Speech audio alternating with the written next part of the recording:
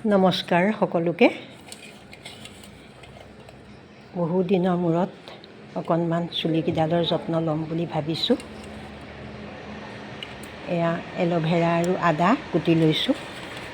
কুটি লৈ ভালকৈ ধুই অকণমান সিজাই ল'লে সোনকালে মিক্সিত গুড়ি কৰি ল'ব পাৰি।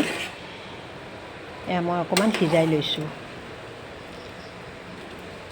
এনেকৈ চুলিৰ যত্ন ল'বচোন। এতিয়া গৰমত মূৰ খজুৱাই, চুলি সৰে।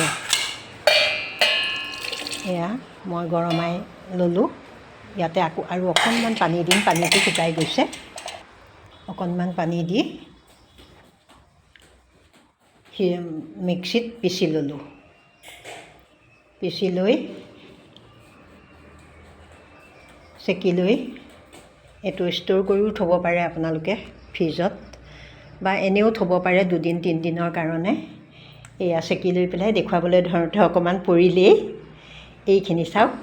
এতিয়া মই 2 ঘণ্টাৰ কাৰণে চুলিৰ গুৰিয়ে গুৰিয়ে লগাই থ'ম। চুলিৰ খজুৱতি নাইকিয়া হয় গৰমত, আৰু চুলি সৰা বন্ধ হয়। ময়ো আনে লগোৱাৰ বাবে ময়ো লগাইছোঁ, আৰু লগোৱাৰ কাৰণে ভিডিঅ'টো আপোনালোকলৈ আগবঢ়ালোঁ। আকৌ এটা নতুন ভিডিঅ'ত